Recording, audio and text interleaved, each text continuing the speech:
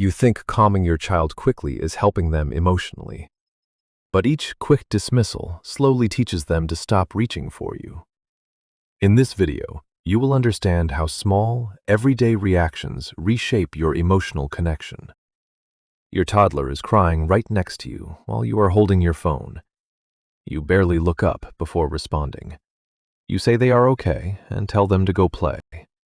Deep down, you know you should pause, but everything around you still needs your attention.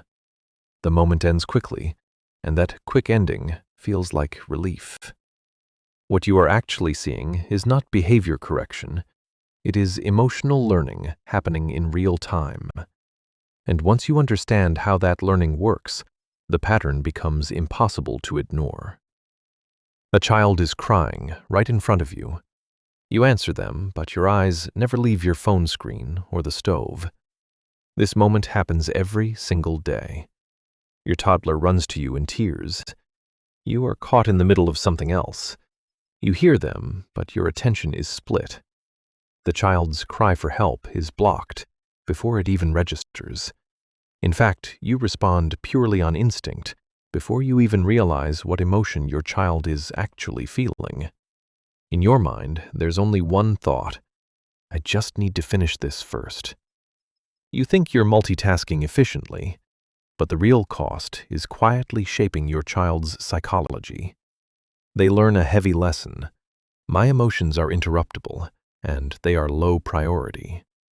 This is where emotional learning quietly begins. But what matters more isn't what you just said.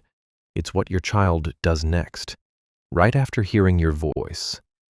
The crying ends, and something inside you relaxes. The child stops crying and walks away, right after being told, "You're okay." They are adapting quickly to maintain a connection with you by shutting down their own emotion. But your relief does not mean resolution. In your mind, you reassure yourself, at least it stopped quickly. In reality, the child begins to associate emotional expression with disconnection. What just stopped was not the emotion, but the expression of it. And this pattern repeats more than you notice.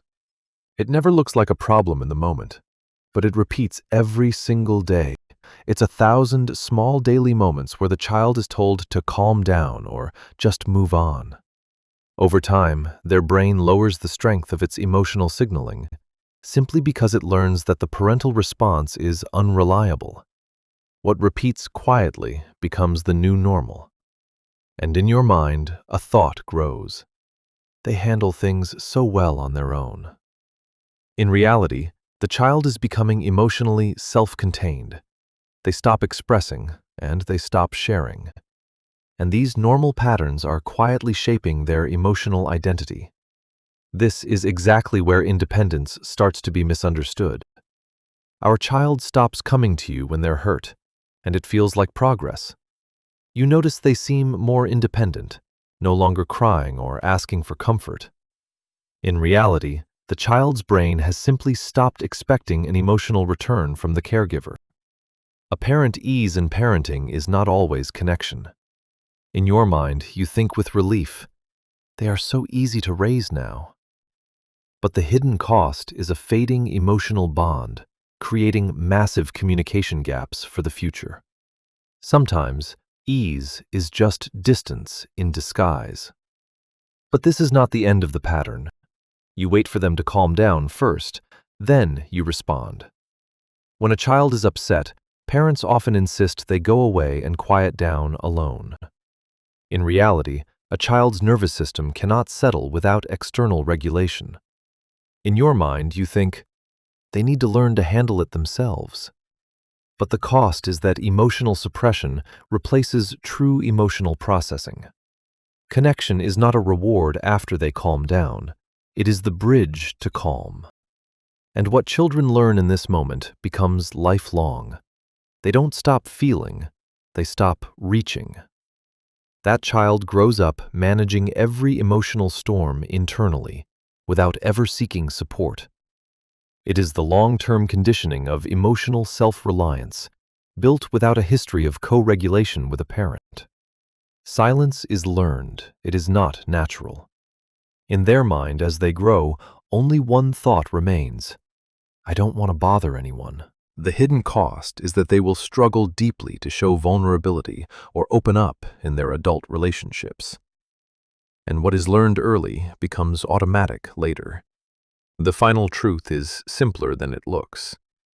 Most emotional distance in parenting does not come from a lack of love. It comes from repeated moments where emotion is met with speed instead of presence.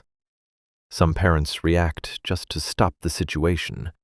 Some parents pause long enough to change what the situation teaches. What your child remembers is not your intention, but your timing. Think about the last time your child came to you upset. Did you stay with them or move them through it? If you want to understand more patterns like this, you can stay with this channel. Small moments are never small to a developing mind.